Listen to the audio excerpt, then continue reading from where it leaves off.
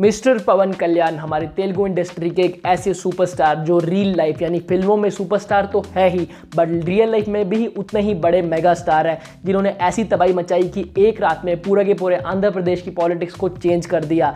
जिन्हें कभी एक part time non serious politician, एक पैकेज स्टार कहा जाता था, उन्होंने एक रात में ही आंध्र प्रदेश की पॉलिटिक्स को चेंज कर डाला और वो आंध्र प्रदेश में सीएम के लिए बन गए किंग मेकर और हमारे इंडिया के पीएम के लिए भी वो एक किंग मेकर साबित हुए। और ये है story of Pavan Kalyan by the बिराज कंसेप्ट ऑफ एक्सीलेंस। क्यों है पवन कल्याण आज के यूथ के लिए एक इंस्पिरेशन? क्योंकि वो फिल्मों से करोड़ों रुपए कमा रहे थे, वहां पे उनका करियर बहुत ही जबरदस्त है, वो एक मेगा स्टार है तेलुगु इंडस्ट्री में, बट उसके बावजूद भी करोड़ों रुपए छोड़कर वो आगे लोगों की सेवा करने के लिए उन्होंने फार्मर्स को करोड़ों रुपए डोनेट किए। और जब पेप्सी ने उन्हें अपना ब्रांड एम्बेसडर बनने को कहा, उसके बदले उन्हें करोड़ों रुपए ऑफर किए, क्योंकि ये ड्रिंक्स हमारी सेहत के लिए अच्छे नहीं है, इसलिए उन्होंने इस ऑफर को ठुकरा दिया। और यहीं कहीं और बॉलीवुड एक्टर्स जो छोटे मोटे पैसों के लिए एक ऐसी ऐसी चीज़ों को प्रमोट कर देते हैं जो हमारे हेल्थ के लिए बहुत ही ज़्यादा बुरे हैं, पर पवन कल्याण उन सबसे 1990 में ये तेलुगु फिल्मों में अपना डेब्यू करते हैं और लगातार ब्लॉकबस्टर्स देने के बाद ये बन जाते हैं द अल्टीमेट पावर स्टार पवन कल्याण।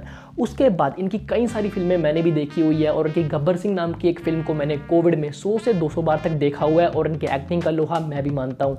इनके पॉलिटिकल करियर की शुरुआत होती है 2008 में, जहां ये अपने बड़े भाई चिरंजीवी की पार्टी प्रजा राज्यसभा को ज्वाइन करते हैं एज यूथ विंग लीडर, पर 2008 में ये इलेक्शन हार जाते हैं।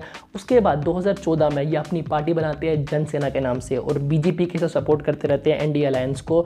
और उसके बाद ये करते हैं हमेशा काम for the issues of the common man, और इसी के चलते 2019 में इलेक्शन लड़ते हैं, पर दोनों ही कॉन्स्टिट्यूएंसीज से हार जाते हैं। बट पवन ये बोलते हुए जाते हैं कि हम वापस आएंगे but not like this, but in the most powerful position ever. और उसके बाद होता है 2019 के इलेक्शंस में वाईएसआर कांग्रेस आंध्र प्रदेश में 151 आउट ऑफ 175 सीट जीत जाती है और जगन मोहन रेड्डी बन जाते हैं the new CM of Andhra Pradesh.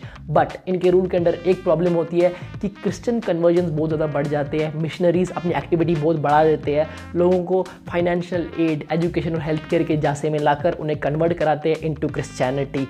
अब वो रात आती है जो सब कुछ बदल डालती है।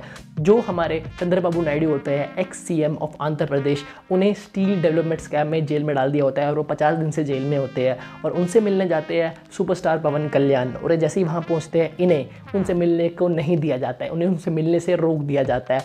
और हमारे पवन कल्याण है एक यंग एंग्री मैन और ये वहीं पे बैठ जाते हैं धरने पे, और उनका ये प्रोटेस्ट, उनका ये धरना बन जाता है एक sensation throughout the Andhra Pradesh. इसके बाद वो ज्वाइन करते हैं बीजेपी, टीडीपी और जीएसपी अलायंस को और 21 सीट से इलेक्शन लड़ते हैं और क्लीन स्वीप से 21 सीट से लड़ते हैं और 21 सीट से जीत जाते हैं।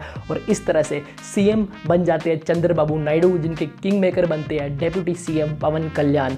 और इस बार जब इलेक्शन हुए हैं हमारे लोकसभा के भी, वहाँ भी बीजेपी के पास मेजॉरिटी नहीं थी, बट उनकी एनडीए अलायंस ने, टीडीपी और जीएसपी ने मिलकर उन्हें कोalition गवर्नमेंट बनाने की पूरी हेल्प करी। एट द एंड यूथ को इनसे क्या सीखना चाहिए? जहां कई सारे लीडर्स इंडिया को तोड़ने की बात करते हैं, वहीं ये वन कंट्री वन नेशन, एक नेशनलिस्ट आइडिया में बिलीव करते हैं। ये अपनी कंट्री को रिस्पेक्ट करते हैं, ये अपनी रिलीजन को रिस्पेक्ट करते हैं, ये अपने से बड़े लोगों को रिस्पेक्ट करते हैं, हमेशा कॉमन मैन के राइट्स के लिए लड़ते रहते हैं और कभी भी कोई ऐसा आइडियोलॉजी नहीं देते जो देश के खिलाफ है, हमेशा देश के हित में बात करते हैं। That is the quality of a true leader. So this is Pawan Kalyan for you guys. Thank you so much. Jai Hind.